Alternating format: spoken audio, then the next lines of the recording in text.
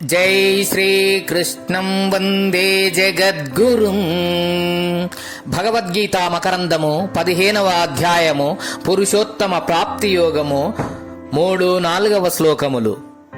నరూపమస్యేన తపో లభ్యతే నాంతో న చాదిర్న చ సంప్రతిష్ఠ అశ్వత్థమేనం సువిరూఢమూల వసస్యజ్ఞశస్త్రేణ దృఢేన చిత్వా తదహ పదం తత్పరిమార్గితవ్యం యస్మిన్ గతా న విర్తంతే భూయః తమేవ చాద్యం పురుషం ప్రపద్యే యతః ప్రవృత్తిః ప్రసృతా పురాణే.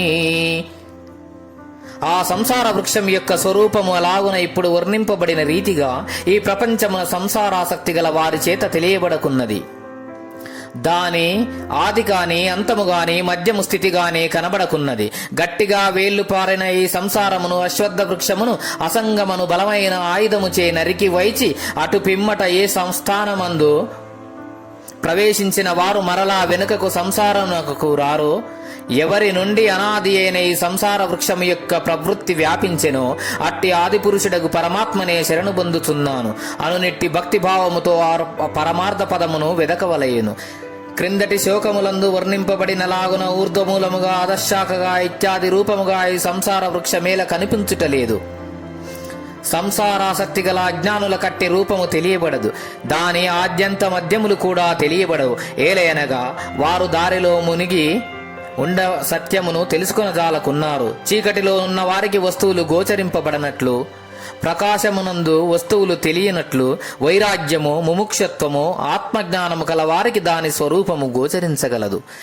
ఈ సంసార వృక్షము అనాది కాలము నుండి వర్తించుచు అతి విశాలముగా శాఖోపశాఖలుగా విస్తరించి బాగుగా వేళ్లు తనుకొని ఉన్నది.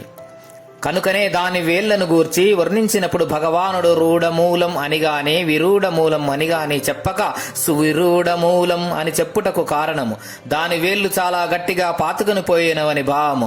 అయితే అంత మాత్రము చేత దిగులు పొందవలసిన పని లేదు. చెట్టు ఎంత గొప్పదైనను బలమైన ఆయుధము చే నేలమట్టము కాగలదు.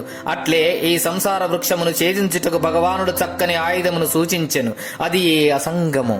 ప్రాపంచిక పదార్థములందు అభిమానము, ఆసక్తి కలిగి ఉండుట ఏ సంగము, అది లేకుండుటే అసంగము, వైరాగ్యమని భావము. అయితే మంద వైరాగ్య భావముల చేత ఈ గొప్ప సంసార వృక్ష ఛేదనము సాధ్యపడదు. తీవ్రతర విరక్తి, పరిపూర్ణ అసంగము ఆవశ్యకమయ్యున్నది.